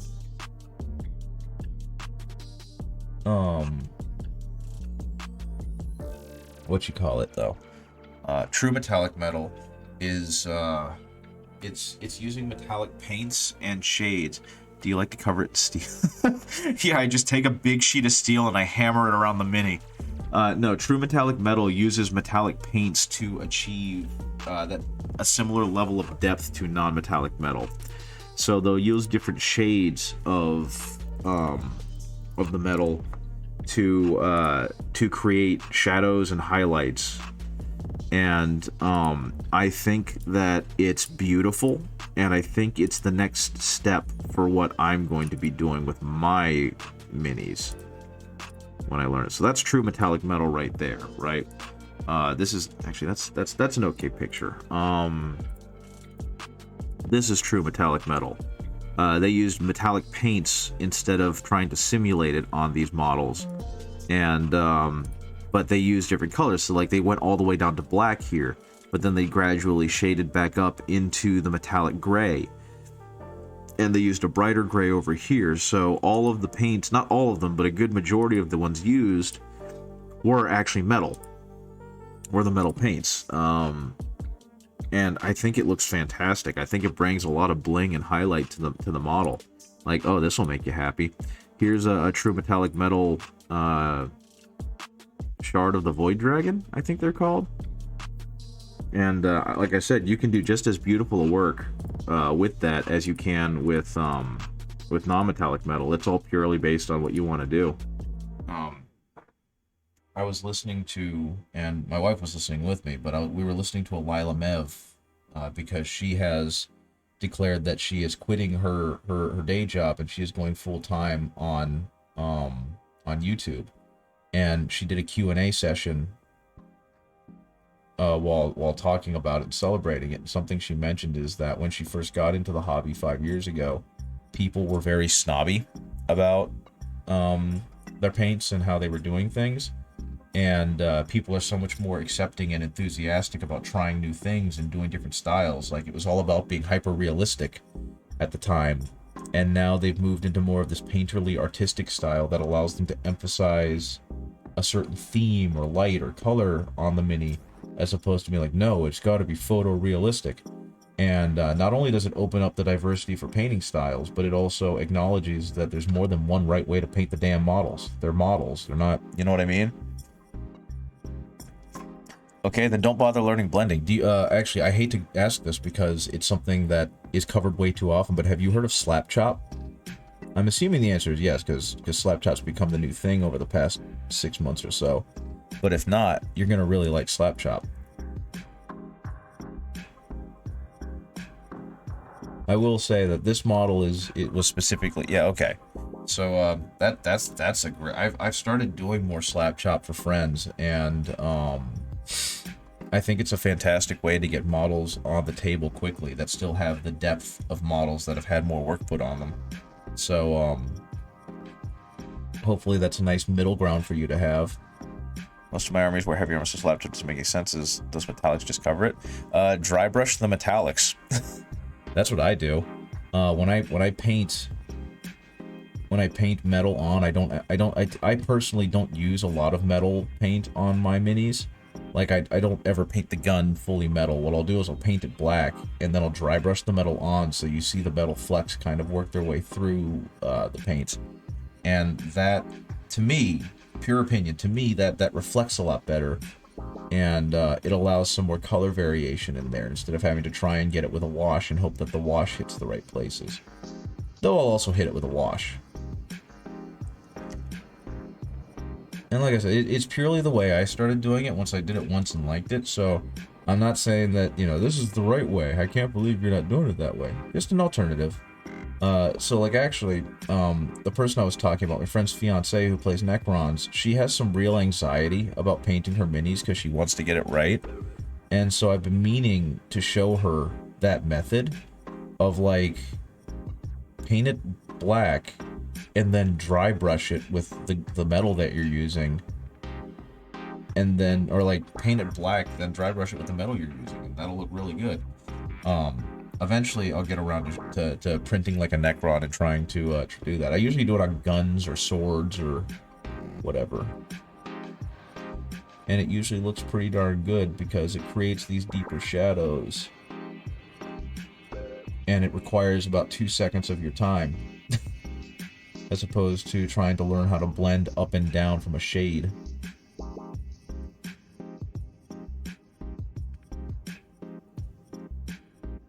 Yeah, because I haven't been doing this hobby for an incredibly long period of time.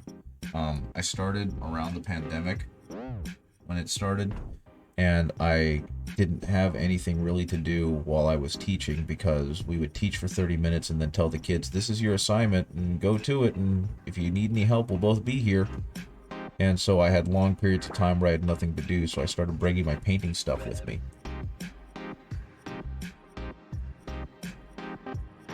And I just realized I wanted my models to look better than they were looking, so I started looking up online and doing stuff.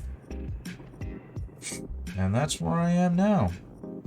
It's just trying to figure out what can I do to be a better painter. And also realizing I friggin' love painting, and by helping with commissions and asking to do commissions and whatnot, I get to paint things I would otherwise never paint. And I'm having fun doing it, so yay, I'm getting paid to have fun.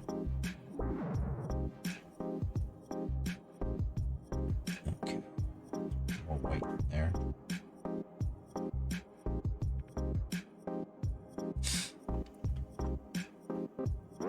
But yeah, I think there's just I really like painting terrain. Painting terrain is so cool. I need to do more terrain. I have some from a big purchase I made, but I have not done a good job painting it because it's been mainly dry brushing, and I kind of want to do a better job, and I kind of want to get more terrain. I want to be able to have like a city's worth of terrain, mainly because I also like the idea of having like a Necromunda Underhive thing going on. I need to start building terrain. I want to get into that part of the hobby. That's something I haven't done yet.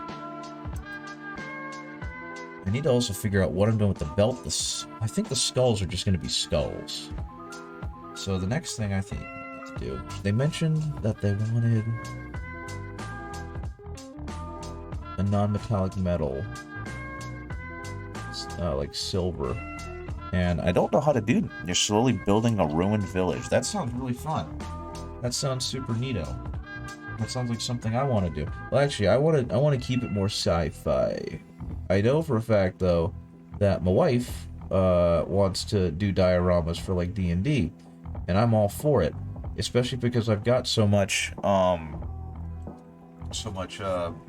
insulation foam that needs to be used. But additionally, there's a really, really, really good chance that my wife is going to start holding D&D for people at our local church, because they are also big nerds, and they like the idea of there being a D&D club there. So, at some point, I need to actually get to painting the 100-some-odd Kickstarter minis that I have. And potentially printing more. Oh boy. I think it's time for me to start painting this. Actually, the horns look like they could be done. Yeah, D&D is such a great game. It's unfortunate that the only way I can really play it right now is online, because one of our best friends that we've been in a campaign with for a long time, they moved out of state, and so the only way we can play D&D with them is via the internet.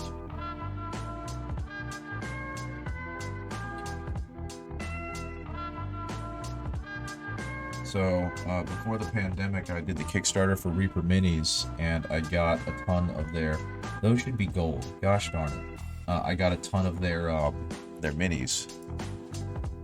And then the pandemic hit, and it's like, well, I have all these minis I don't get to use anymore. Oh yeah, and of course I got into Warhammer. So it's like, well, I have all these minis for this game that I can't play on the tabletop anymore. Okay. And so that's kind of been my thing, is it's like I have them, I love them, they're really nice, but I have no incentive to paint them. Though I will say probably the coolest thing about going back to them when I do paint them, on the few times that I have had to, is seeing just how much my skill has improved since I got them. Because like I got a Nolzur's Clockwork Dragon many years ago, and it kind of just stayed in its packaging because I was too scared of messing it up, you know what I mean? I didn't want to screw up the Clockwork Dragon because it was this cool model and I was super excited to have it. And I mean, at this point I've painted Imperial Knights and Mortarion. I really can't be too concerned about painting a Clockwork Dragon when I've painted models that are literally 3-4 times its size. So at some point I'm gonna go back and clean it up because I didn't do a bad job. It's a perfectly admirable job for playing D&D, but I could also make it better. So now I want to make it better, and so that will happen eventually. So I'm gonna do. I'm gonna make the bling in your ear gold. And of course, because everything else is non-metallic metal, so is going to be the bling in your ear.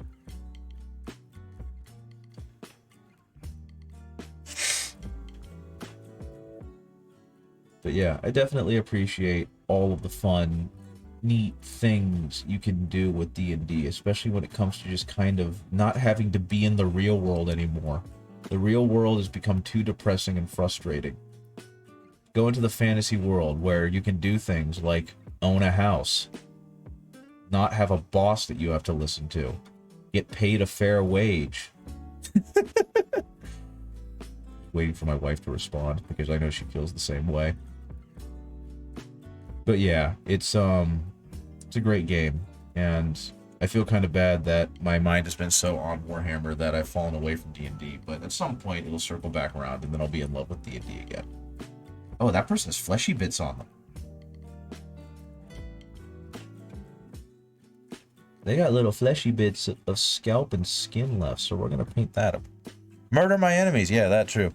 You open my door, here, take a gold. Exactly. You destroying my pots? Take a gold. Just don't hit the chickens. Things will end badly for you if you hit the chickens.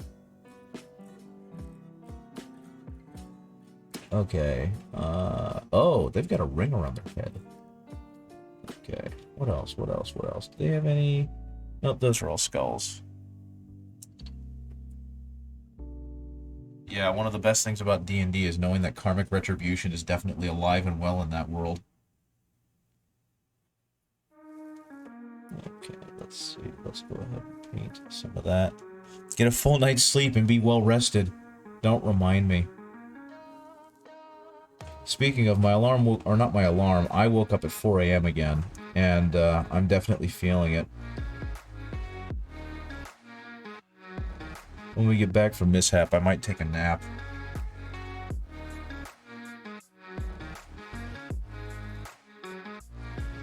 Heck yeah. Favorite song. Best song. Good song. Happiness. Song that convinced me to stream. I wanted to have this music while I painted. After hearing it on Doig and Swift's channels. You took one in the chair last night, that's probably why. Yeah, possibly. The last time that happened, it actually didn't cause me to wake up. I think my body just wanted me to be awake. And I know I hated it, because I did not want to be awake. I wanted to go back to sleep.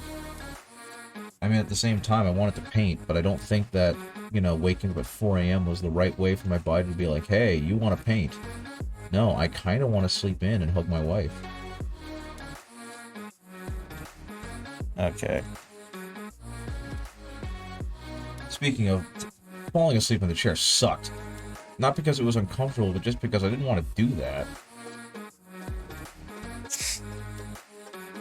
Yeah, I'm a simp for my wife. I love my wife. She's really cool. She plays D&D with me and makes great Oh, speaking of, I haven't done this yet. my wife is an independent artist, and she makes really cool stuff. And so, she has an Etsy store, and I'm going to make an advertisement for her Etsy store because she does cool things. So, bam! You should go to her site and look at all the cool D&D stuff she has and all the cool other stuff she has. People really, really like the I'd Hit It patch because it's funny, dang it. But yes, my wife has neat stuff. I'm going to commission her to make my frog avatar, my fravatar. Because I would love to see how that would translate A into a 3D rendered model, and B, I just want to see Frogvatar. Speaking of, I've mentioned this before and I keep forgetting about it, QB. Once I really buckle down and learn Blender, I'm gonna be able to turn your drawings and your art, whatever else, into 3D renders. And that's just neat to me. Though that does require me to actually sit down and learn Blender. So, don't bank on it anytime soon. Like, I'm trying, but I can't get the gumption to actually do it. Because I'm lazy. See, I'm just being silly. If I were lazy, I wouldn't be here delicately adding shadows to the individual cables that are going into and out of this demon.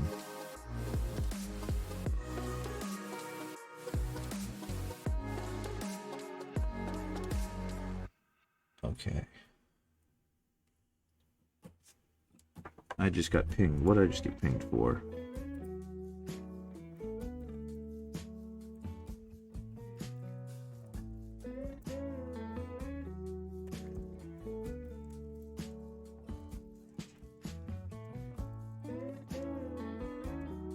Cool. Okay. Yeah, but I'm gonna have to ask the client, first of all, what color does she want these skulls? And secondly... Well, actually, there's a lot of things that... Nope, that's too bright. There's a lot of things on here I haven't painted yet. So I'm going to have to ask the client, like, what do they want from this? It shows me prices in Australian dollars. Well, looks like you're gonna have to go get some Australian dollars. That's okay. When I got on the Games Workshop site earlier today to find out if Primaris Ancients are any good.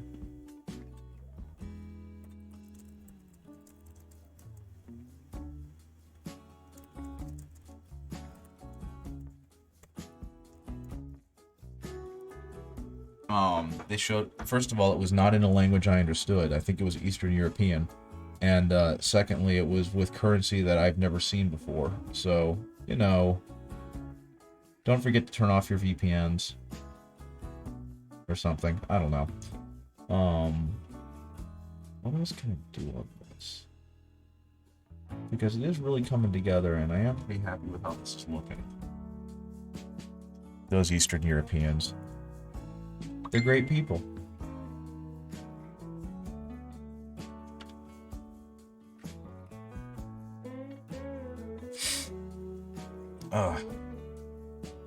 Okay. What else can I do here?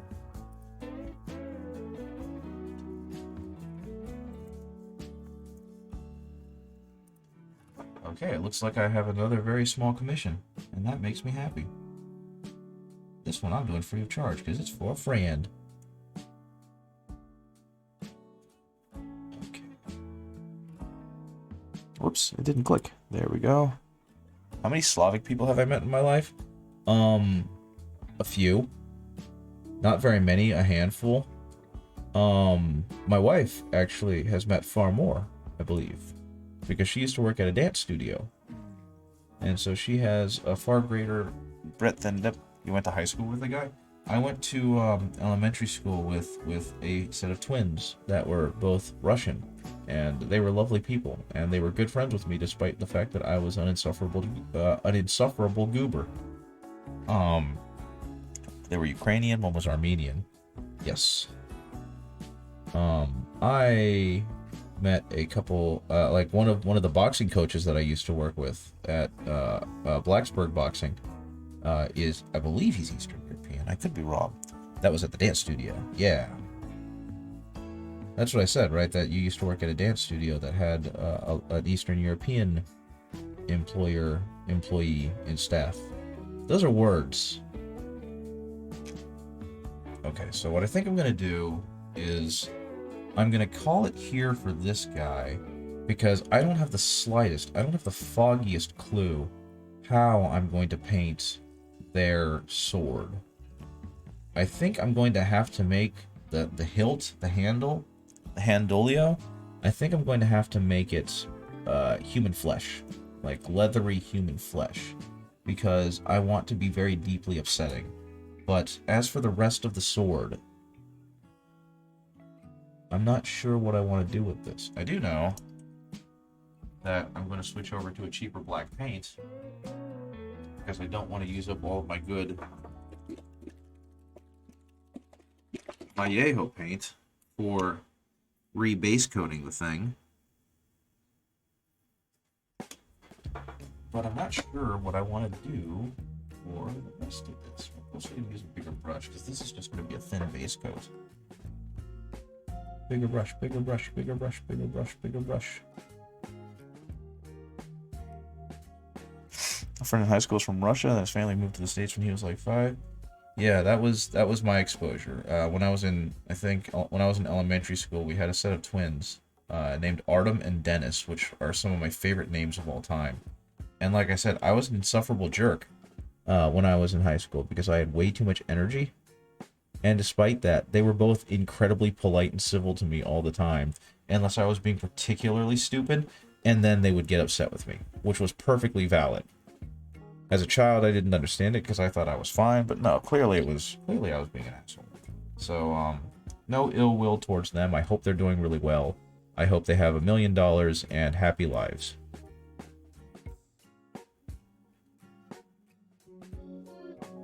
They definitely had that stoicism about them that Russians in particular are stereotyped for, which was very funny now that I think about it as children.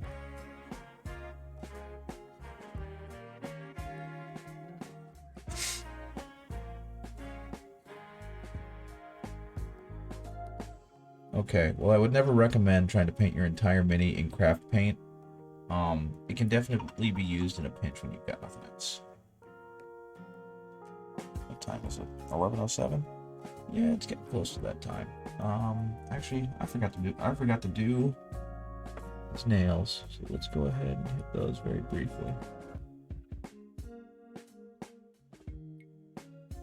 And then I think that'll be my cue to skedaddle.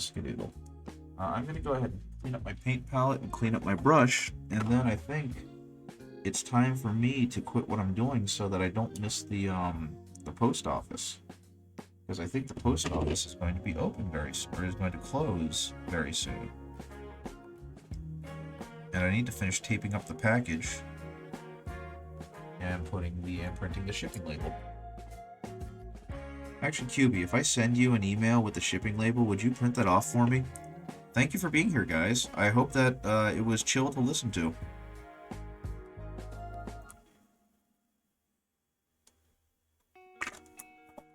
No? Yes? Okay. I'll go ahead and email it to you after I finish doing this, and that way you can, if you would be so kind, print it for me before I get upstairs. And I'll bring the box, and then we can tape it up, and then I'll throw it out the window! Then it will be carried away by carrier pigeon to North Carolina, to a military base, where Marjorie Taylor Greene will mistake it for another balloon and claim we need to shoot it down. For those of you who are not American, I'm sorry, that was a very esoteric joke. Don't worry about it. I don't know. They're based out. They're in the military because they mentioned they were doing PT a couple days ago, and they're based out of Jacksonville, North Carolina.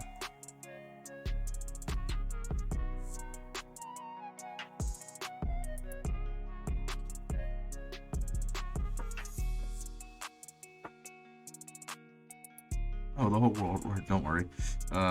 Yeah, exactly. That's the other spot. Well, it was more about the joke being incredibly esoteric. We have an absolutely batshit insane congressperson named Marjorie Taylor Greene, who is like the worst type of entitled person you could think of, that constantly lies and gaslights. And in more modern news, there have been some Chinese, I'll call them balloons, because there's a more proper technical term for them, but what they've been popularly being called is balloons, and they've been spotted in the United States and around the United States. And China's been like, please don't get mad, because we have reasons for this. And while I don't necessarily trust what China's doing with them, the Republicans, and particularly Marjorie Taylor Greene, have been like, we need to shoot them out of the air because the commies are attacking. And just recently, a third one had been spotted. And so she posted the lyrics to 99 Luftballons, or 99 red balloons, purposefully completely missing the point, and drawing more discussion around her. But she's an incredible idiot. That being said, I'm gonna go ahead and hop off. Thank you guys for being here. Thank you for listening to me prattle on mindlessly about things.